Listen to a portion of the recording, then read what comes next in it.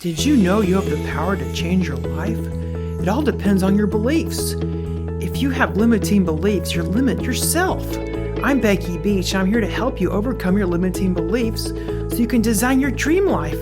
This is the Becky Beach Show. Hey everybody, welcome to the Becky Beach Show. I'm Becky Beach, and today's guest is Rachel Jimenez. Thanks so much for joining us, Rachel. Oh, thank you for having me. I'm excited to be here.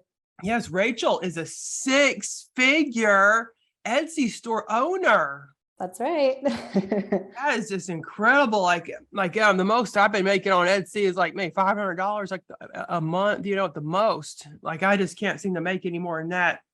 But that is like just astronomical. Like about how much a month is that are you making? Let's see. I did a article, and I think at one point it was like 12,500. It varies though from month to month, but on average it's about 10,000 a month, I would say, give or take some. It's definitely busier during the holidays, like around Christmas time. That's great. So are you selling like holiday printables? Sometimes, honestly, it's all about seasonality and looking for the trends. So the secret that I learned that I'll share with you all is that it's not about making what you want to make. That is the mistake that I made in the beginning. I was like, I'm money hacking mama. I'm going to make budget templates and printables, which there's room in that depending on your marketing strategy. But the way that I learned to grow quickly is to find niches that are in demand and have a somewhat low amount of competition, because you're going to be able to rank more easily in those areas. And that's kind of the simplest way. I think if you're somebody that has a following, you have an Instagram following, a social media, an email list, things like that. There are other ways that a normal person that doesn't have a following wouldn't be able to use, because you have that following. So you could make something and you don't even need to use the SEO that Etsy has, because you have this whole audience that knows, likes, and trusts you and will buy your things. You just send one email out and they're potentially going to buy it. So I've seen people be successful like that. But for me, because I didn't have an audience, I had to go the SEO strategy and finding those unicorn niches where you can find, there's enough demand and there's not as much competition. Oh, I really like what you said, unicorn niches. Can you tell us like more how you located those type of niches? I can try. So I do think there's a little bit of luck that comes in with that. I think so. eRank is a tool that I highly recommend, and I would recommend that people pay for the upgraded version because you get more data. And I probably didn't do that for a year. And when I did that, I got the extra data and I really committed to doing the research and putting the time in. And that's when things really started to take off for me. So I think it's $10 a month. You could literally do it for a month, spend $10, really get into the data, try to spend a lot of time there in the beginning. And then once you figure out the niche, you have your keywords, then you can go and you could, if you wanted to unsubscribe to that platform to save money for a little while, test out your products. And then if that's not working, you could go back to the drawing board and look at it again if you needed to. Yeah, see, there's like a basic, and that's $6 a month, like $5.99, and the pro is like $9.99. So you recommend the pro? Yeah, I think you could honestly do the basic, any paid version. There's the basic, you get everything. You just, I think, get like, you can track shops, for example. I think you can just track less shops. And so when you're just researching, it's tracking shops isn't necessarily that important. So, and I mean, it's not that big of a price difference, but if you're really trying to pinch pennies and be careful, then you can go with the basic version. You just need to do a paid version, whichever one it is, because you're going to get access to the data. One thing that I think is important that a lot of people aren't talking about is the click-through rate. So if you go in eRank, at the top, you'll see a bar and you can hit search. And I think it's important that people go based on their strengths and their unique interests, because your brain works and has these connections that other people don't have. Mm-hmm. Becky, I know you and I were having lunch and you mentioned some interesting niches that I had never thought of. And so I think that's an important thing to go after, and follow your curiosity, like be out in the world and just be like, write things down. Like, right now, school just started. And so planners, if you go into like Michael's or something like that, there's a ton of planners. And before I was in the printable world, I was like, why are planners, and even before I had kids, why are planners popular at this time of year? You'd think they'd be popular in like December. Well, teachers plan for the school year, and so do students. And so planners right now are an interesting seasonal trend. And so again, you just write those down, those kind of things that you see, printable products that are in Michael's and Hobby Lobby, just out in the world. And then you can go and search those. And then again, going back to the click-through rate, you want to look at the click-through rate because that's showing buyer intent. So for example, I mentioned Christmas and that's a big season. If you just type in Christmas, you're going to see tons of search volume, but the click-through rate is going to be really tiny because that's not a long tail keyword that is so broad that people are just in exploring mode. If you type in Christmas as a consumer in Etsy or in Google, you're going to get anything from Christmas presents, blogs about Christmas, Christmas trees, Christmas songs. Like, what are you looking for? Most people are, they do that and they see way too much. And so then they start breaking it down and say, I'm not interested in Christmas songs. I'm looking for a funny or an ugly Christmas sweater. And that's called a long tail keyword because it's very specific. And if that's what I'm looking for, my click-through rate is going to be much higher on the back end because when I'm clicking on things, that means I'm getting closer to what I want and I'm more likely to make a purchase. So it's all about buyer intent and trying to match our keywords with what people are actually looking for. Because if I just do Christmas, I might get a lot of people seeing my stuff, but nobody buying it. And I think a lot of, I'm in the Etsy groups and new Etsy owners will say, I'm getting all this traffic, which that's a good thing, but not their click-through rate, but their conversion rate is very low, if not zero. They don't have any purchases. They're getting seen, but it's not seen by the right people. So you need to know who your target market is, try to get inside of their head and understand what they're searching for. And keywords and tools like eRank can help give you those clues. Then you put that in your item and you're more likely to come up in those searches for that specific person looking for that specific thing that you offer. Man, you're just incredible. Your mind just works like a computer. It sounds like you're just like so good at SEO. A tool that I use myself is Sales Samurai. Like I've been using that. And I got like a coupon for the audience. If you use coupon PLR Beach, you save $2 a month. So I'll definitely put that in the show notes. Like that's another good tool that I personally use that I found success, but I don't make like 10,000. I guess eRank might be better. If you want to make 10,000 a month, I'll need to try eRank. And I think all the tools work in a similar way. eRank is just the one that I happen to use in the beginning. I know there's one called, I think it's Allura.io or something like that. They all offer similar things. I would say another expert tip is pick one and get really good at it. These tools are amazingly powerful, but you have to know how to use them. Yeah. So read their blogs. They're giving amazing information and content, but very few people are reading them. And then explore, have fun with it. Like go in and pick a tool that you want to use, go in and try to get really good at it. And then you'll start to pick up on things that a beginner user just they're not leveraging. And then that's going to differentiate you in the market and help you be successful. Oh yeah, exactly. Have you ever tried Marmalade? That's another tool I hear people using. Yeah, I've heard of that one too. Yeah, I used to have I have a free account, but now you don't get as many perks with a free account as you did. So I think I'm like grandfathered into some kind of account that's different that you can get today, but I could still see competitors and stuff in there, even though it's free. That's because I joined right when it first opened. Yeah. And I think I always like to look at what they give for free and then what they don't give for free. And a lot of times the things that they're holding back, the reason they're holding them back is because they are very valuable. And so those can be clues as to like, well, if you don't know why they're valuable, that might be a good place for you to start Googling and researching and trying to figure out, why are they holding this information back? Why is it so valuable that they want me to pay for it? What am I missing? Asking those types of questions, and then, explore, pay for it and go get curious and try to figure out what you can learn and how you can grow by leveraging that tool, specifically the paid feature.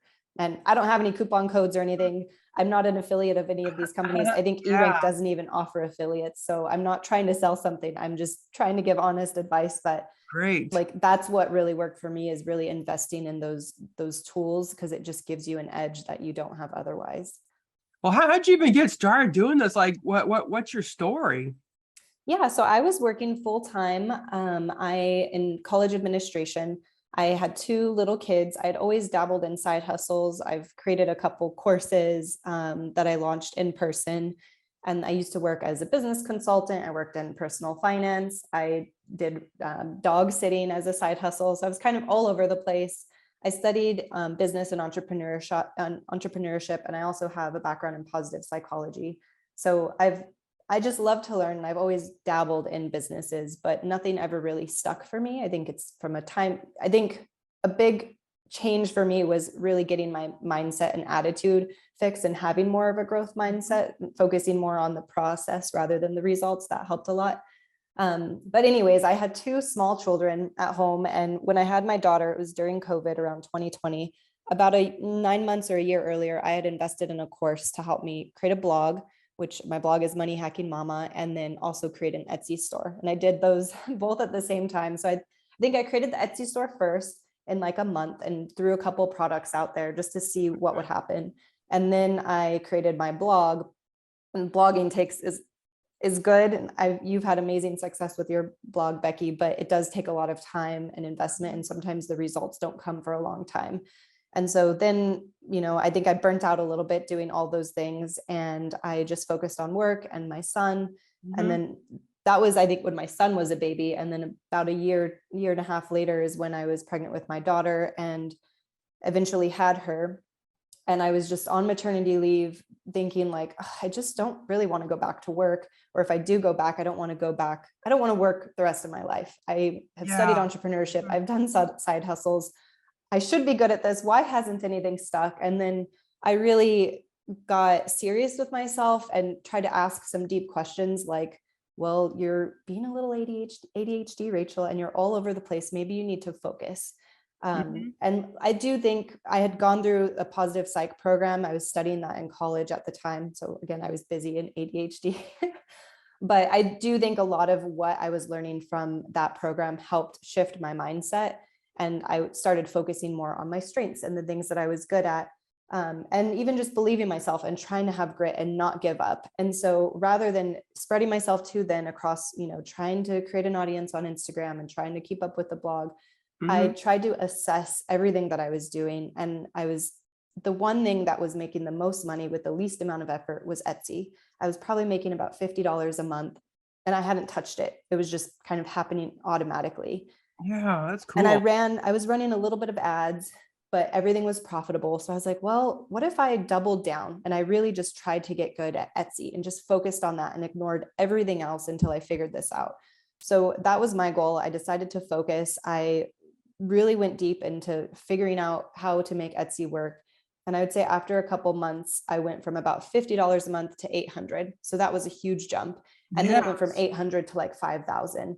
And then from 5,000, 6,000, 7,000, kind of a slow climb from there. And what did your husband think of all this and your kids? Like, did you tell them about it? My kids were too little to understand, but my husband, like, I remember opening my app and looking, being like, I'd wake up first thing in the morning. Sometimes I'd already have $100 of sales, and I'd just be like, oh my gosh, this is amazing. And like, I feel my phone vibrate, and like, it was so exciting. It still is, but especially in the beginning, when even when you just make $100 in a day and it's work that you did a week ago or a month ago, it feels so good. And so I would show my husband and my parents and everybody like, this is amazing. I'm making passive income. And I mean, it gave me the confidence too, that it's possible. I think you see online people claiming or saying that they make passive income. And if you've never seen it for yourself, it's really hard to believe. But I think if you can just make your first dollar passively, right? Like, and you can do that on Etsy, then you get a little bit more confidence. And then it's like, okay, I made $1. What if I can make 2? And you start small. I mean, for anybody that's listening, if you have an Etsy store, you're trying to grow one, it took me 9 months to get to my first 100 sales. The beginning sucks and it's hard. And it's easy to give up because you're just like, this isn't working. But that whole time you're learning, you're constantly learning and you're growing. And eventually you hit a curve and you figure out a few things, which hopefully I've, like what I've shared with you on this will help you be more successful a little bit faster than I was, like using eRank, because in that time I wasn't using tools like that. But you just keep growing, and then eventually you'll hit a curve and the success will start to happen. And then it's easier to believe in yourself and easier to move forward. And even if things go down, you've seen the success, it's possible. So it's easier to have that motivation and just keep trying. But that's why I think a lot of people I know your whole podcast, I was listening to the intro this morning, it's about mindset. And I think mindset is a foundational tool that anybody that wants to start a business needs to have. Because Yes. if you don't have the right mental framework to keep going when things get hard, because they will, or I know with you, and I think everybody, people will say things whether they mean to like put you down or not. Sometimes they're just, it's our parents or our family or friends, they're just trying to Mhm. protect us because they don't want to see us Yeah. get hurt. But they say things like, oh, that's not, this is a pipe dream, that's never going to happen. But that plants a negative seed in your head, and it's easy to believe them. But your mindset has to be stronger than that, to where you're like, nope, I'm going to prove them wrong. Even if it takes me 10 years, I'm going to do something that's big. And eventually you'll be on a podcast like this and people will be inspired by you, but you just have to keep going. Yeah, that's so true. I'm looking at your Etsy store and you have like over 31,000 sales and you're a star seller. Mm-hmm. That's great. So what courses did you take that helped you with your Etsy store? Yeah, so there's a Gold City Venture course that I took. It's like an e-print, I think it's called e-printables or something like that. And I have a review on my website if people want to take a look at that and just see all the pros and cons and everything that I went through. But one of the things that I do think is valuable was there is a community with that, and people just share best practices. And I think having that accountability and even just the inspiration inside the group, people will talk about their wins. And I think I know I'm competitive. And so when you do something alone, you're sometimes it's lonely and you're like, oh man, I'm failing at this. Maybe I should just give up. And so when you see other people that are going through something similar, it helps you feel like you're not alone. So that's good. But also when you see people, the same people that had it rough, and then they turn it around and they have a win or a success story, it's really inspiring. And you get to know the people in the group and you can ask them for help. And so it's like a little mini mastermind group. And I feel like that has been super valuable, to just give you the inspiration that you need and even the tips and tricks and tools. So whether it's that course or any course, I do think courses are valuable. And it just, I'm super frugal. It took me a long time to start investing in courses and coaching and things like that. I got all my college paid for. So there's a part of me mentally that's like, I shouldn't have to pay for this. I could get it for free. But Yeah. now that I have a little bit of money that I can invest, you just get things so much faster. So you can do it the free way. You could watch YouTube videos, read blogs, but people sometimes they'll hold back a little bit and they're not giving you all the information, or there's like little pieces that are missing. And so if you can, sometimes you just, even if you paid somebody an hour for an hour of their time, even if it was like $200 or something like that, but they could look over your shoulder or just say, click, literally click here and click there, and this is Mhm. what you need to know. It can be life-changing, and it just saves you so much time. Like you could spend a year figuring it out for yourself and still have something missing, or you can spend an hour with an expert and yeah, it costs you a little bit of money, but you're off to the races. So I think it's important that people, think about and consider investing in themselves.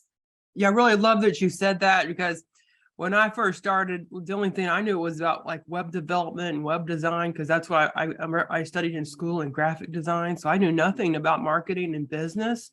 I took no marketing or advertising courses or any business courses in college, or even it had any.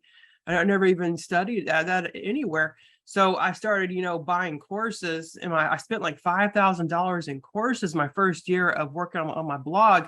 My husband was like, why are you wasting so much money on this pipe dream? Like, what's going on with you? Like, shouldn't you focus on your 9 to 5? And I was like I kind of, took it seriously for a while, but I was like, I got a dream. I want to do this. Like, did you feel the same? Like you just had to do this. You didn't want to work 9 to 5 the rest of your life. And it didn't matter what anybody said. Like you had a dream. You wanted to do this. Exactly, exactly. And it's interesting because I think we spend so much on college education and we get loans and things like that. But then when we talk to somebody else that's done it, and what's funny too, like I really admire and respect teachers and professors, but sometimes they learn something, but they may or may not have ever done it. Like they're talking from a theory perspective and a research perspective. But the creator economy is people are creating courses, but they can't sell it unless they've had success, right? Like they can't with integrity tell you to buy their course unless they've either helped other people achieve some result or they've created a result for themselves. And then the cost, from a cost perspective, literally it can be like 300, hundreds of dollars to maybe a couple thousands of dollars. But private education, like for one class in a private education, can be $8,000. And so just the price that you pay and the level of expertise and knowledge that you can get, to me, it's just such a bargain when you think about it the right way. I think the number one thing that people need to know, though, and where I've been successful, and I think you've been successful too, Becky, is that you have to do them. You have to watch them. You have to study. And sometimes when things are self-paced, people buy it because they want the transformation, but they don't actually do it. It's kind of like, you buy the elliptical and you never get on it. It just sits in your garage. And so if you want the transformation, you actually have to do the work and put in the time, but it really can be life-changing if you do it. Yeah, yes, I just completely agree. Well, this has just been great. I'm just so happy to have met you. I was actually met Rachel in this panel. I was speaking at FinCon, and it was about how to monetize your business and your blogging business mostly, and ways you could monetize. And it was like such a great panel. We had Cody, and he's the creator of Gold City Ventures. That Etsy, is it called? What's this course called? I think it's the ePrintables course. Oh, ePrintables course. So he was in the panel, and this I forget this guy's name. He was like a podcaster, and then I forget the other lady. Just so bad with names. Like I never forget a face, but I always remember somebody. I mean, I always forget the names, but I remember people's faces. I think it was Rob and Tony. Oh, okay. So I was the moderator, so I had to know their names. Yeah, so I actually met at a FinCon, and that was a great conference. Like FinCon, did you like attend any panels other than what we spoke at?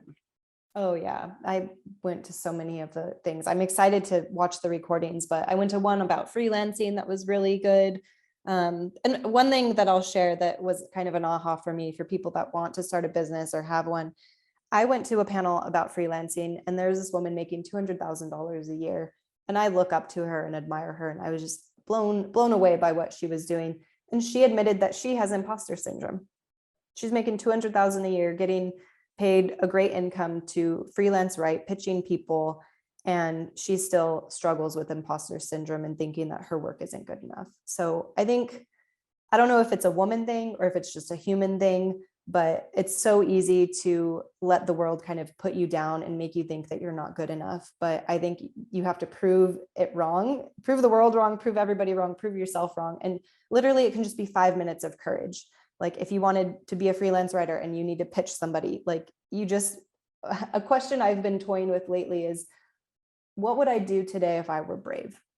And just journal down what you would do. It's like, if I were a brave person, if I had all the confidence in the world, what would I do? Write that down and then set a timer for 5 minutes and do one of the things on your list. And I think if people did that every single day, the results in a year would be life-changing. And it's scary. You have to get out of your comfort zone. But I think so many people know deep down, they know what they need to do, but they're afraid to do it. So I think if you just, ask that simple question, take risks, put yourself out there. And I think that's what you've done, Becky. I think that's what I've done. Any successful person that I've observed, they take those risks, they take action. They don't just think about things. And I think that's a secret to success. And then just do it every single day. And it sucks. Like, I love your story. It's so inspiring. Sometimes you're doing it every day for years and nothing happens, but eventually something will happen. And then you can look back and be like, okay, it wasn't all for naught. There was a reason I did this. And then, you'll be on podcasts and people will interview you and be inspired by you, but you have to just take action. Oh yeah. Yeah. I just love that you said that. It's just like so true. Yeah, you're right. Like I was like, I went through like a year, nothing, just like maybe $1 a month here and there. And my family and friends were laughing at me like, what are you doing with your time? And you need to focus on that 9 to 5. You got a baby. And I go, I just got to do this. I just can't work these 9 to 5 jobs. I was developing carpal tunnels. I was a developer. I was coding in Python and JavaScript and other crazy ass languages I don't even want to begin to tell you about. And my hands started hurting, and I was thinking I was going to need hand surgery. It was just awful. And I said, there's got to be another way. So that's why we decided to start like our own blogging business. And everybody listening, like, what do you want to tell some woman that's listening that's like, could I do this too? Do you think I could do this? Like, what would you tell her? I would tell her, absolutely. I was like, what am I going to say on my Instagram? Who do I serve? And I was like, you know what? I serve underestimated women. I think women are constantly underestimated, but there's so much research and studies that say like women that have kids are actually more productive because we have to manage our time. We're so used to so many things coming at us. And I think like parenthood and motherhood teaches you patience and compassion. And there's so many lessons you get just watching your child grow. And like you look at a small baby, like learning how to walk, they fail all the time, and they get back up and they try again. And I think as humans, I think that's our natural state. And then the world messes us up. And like we go to school and F and failure is a bad thing. But it's like we're constantly failing. And by doing so, we're constantly learning. So I think focus on failing, try to fail. Like this is many years ago, like early in my career, I went to an entrepreneurship training, and we literally had to sell in the room. And we had to do it so many times until we had to fail like 20 times. And so they helped you shift your mindset. Instead of focusing on being successful, you would have to focus on failing. And so sometimes you'd like sell to somebody and they'd be like, yeah, I want your thing. And you'd make money. And then you'd be like, oh, dang it. Now I have to like stay here for another 15 minutes. I have to go talk to someone else because I was successful. Dang it. So like switch the mindset. So if you can focus on, if like I'm working right now, I'm building my Instagram, and it's hard. The other day I was like, man, only so many people liked it. And then I have to remind myself, like, Rachel, you've done things before, you'll figure it out, but you have to test, you have to fail. And so then I was like, I'm just going to focus on failing. Like I can congratulate myself if it gets under 1,000 views or something like that, or it gets no likes. It's like, yes, I did something that failed, and now I don't have to do that again. I made that mistake. I can learn from it. And so you can get excited about failure, switch your mindset, and just say like, oh, I learned something new today. I'm so excited that I learned something new. Now I can move on. And it helps so much when you think of it that way, because instead of getting disappointed with yourself, you can just be like, yeah, that's awesome. I learned something today. That is like such great advice. So thanks so much. Like, where can people find you if they're wondering to get in contact with you or to learn more about you? Yeah, so I would love for them to join me. I blog at moneyhackingmama.com. I have a free quiz if you go to my homepage that's about optimizing your life. So like I said, I have a background in positive psych. I'm really into time management and productivity. So I share tips about both of those things on my blog, in addition to money hacks and things that moms would be interested in. And then I have an email newsletter. If you sign up for the quiz, or if you read one of my blog posts, there's an email newsletter opt-in. I call it Prosper Darling, but I give tips and stories just about what's going on in my life, and tips that people can use to have a better attitude, a better mindset. Sometimes there's marketing tips, things to, make more money. So I would love for people to join me on there and follow along with my journey. And I'll let you know about other podcasts I'm on, things like that, where I'm always sharing helpful tips, because I just want women to prosper and people to follow their dreams and just be happier. I think people that are happy are much more successful, and they help other people. And so it's all about lifting each other up. Yeah, yes, like that. So true. Like, as women, we need to uplift each other, because like there's so many people in the world that are going to put you down. Like, I've been put down countless times, and then I began to put myself down because of that, because you start developing a negative tape in your head because you hear so much negativity spoken to you. But if you break out of that cycle and you start telling yourself positive things, look at yourself in the mirror every day, say, I'm beautiful, smart, and talented, at least begin to do that. And eventually you'll turn your mindset around. Absolutely. Absolutely. Okay, well, make sure to go to the show notes at mombeach.com/podcast to learn more about Rachel's business and to get in contact with her. And I'll have links to some of the tools we spoke about and also the courses we spoke about. Well, this has been great, Rachel. Thanks so much for being on the Becky Beach Show. Oh, thank you so much. I have so much fun with you. Okay, well, have a great day. Goodbye. Bye. Thank you so much for listening to the Becky Beach Show. Please go to mombeach.com/podcast to learn more about my podcast and for show notes.